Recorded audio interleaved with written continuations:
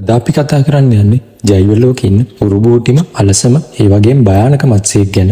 මෙයාව හඳුන්වන්නේ පෆර් ෆිෂ් කියලා. මිනිත්තු කිහිපයක් ඇතුළත හොඳින් නඩුණු මිනිසෙකුට මරණය ගෙන දෙන්න පුළුවන් හැකියාවක් මේ කුඩා උරුබෝටි මත්ස්‍යයන්ට තියෙනවා. මෙයා මත්ස්‍යයෙක් වුණාට මෙයාට කොරපොතු පිහිටන්නේ නැහැ. රළු සමකින් සැදුණු සිරුරක් තමයි මෙයාට පිහිටන්නේ. ගොඩක් විශේෂවල මෙයාලගේ සිරුර කුඩා කටු වලින් වැසිලා තියෙනවා. මෙයාලා ගොඩක් උරුබෝටි වෙන්න තවත් එක හේතුවක් තමයි මෙයාලගේ කටේ තියෙන්නේ දත් හතරක් විතර.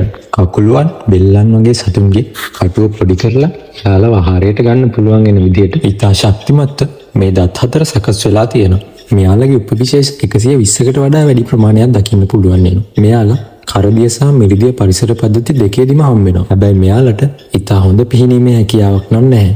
ඒ නිසා මෙයාලට අනුතුරු වලින් බේරෙන්න හරි අපූර්ව ආරක්ෂිත යාන්ත්‍රණ ක්‍රම කිහිපයක් තියෙනවා. ප්‍රධානම ආකාරයක් තමයි මෙයාලගේ ශරීරයේ හැඩය වෙනස් කර ගැනීමේ හැකියාව. මෙයාලට අනුතුරක් දැනුනොත් එහෙම තප්පර කිහිපයක් ඇතුළත විශාල ජල ප්‍රමාණයක් එයාලගේ ශරීරයට ඇතුල් කරගෙන එයාලගේ සාමාන්‍ය ප්‍රමාණයට වඩා 3 ගුණයක් පමණ විශාල වෙන විදිහට ලොකු ගෝලාකාර බැලුනයක් බවට එයාලගේ ශරීරය පත් කරගන්නවා. ගොඩක් විශේෂවල සමේ කටු තියෙන නිසා එතකොට මෙයාලව පේන්නේ කටු පිරුණ බෝලයක් වගේ. ඒ නිසා මුහුදින්න අනිත් මත්ස්‍යයන්ගේ මෙයාට වෙන හානිය ඉතාම අඩුයි. මෙයාලා සම්බන්ධ අනිත් භයානකම කරුණ තමයි මෙයාලගේ සිරුරේ ට්‍රෙට්‍රොඩොටොක්සින් කියලා අති ප්‍රබල විෂක් අන්තර්ගත වෙනවා. මේ විෂ කොතරම් ප්‍රබලද කිව්වොත් එහෙම මේක සයනයිඩ් වල විෂයට වඩා 1200 ගුණයක් ප්‍රමාණ ප්‍රබලතාවයක් තියෙනවා. ඒ වගේම මෙයාලගේ සිරුරේ අන්තර්ගත වෙලා තියෙන විෂයෙන් මිනිස්සු 30ක් පමණ එකපාර මරලා දාන්න පුළුවන් ප්‍රබලතාවයක් තියෙනවා. හැබැයි මෙයාලගේ විෂ අන්තර්ගත වෙලා තියෙන්නේ අක්මාව, ආමාශය වගේ අභ්‍යන්තර අවයවවල. ඒ නිසා මෙයාලගේ සපා කෑමකදී විෂ නිකුත් වීමක් සිදු වෙන්නේ නැහැ.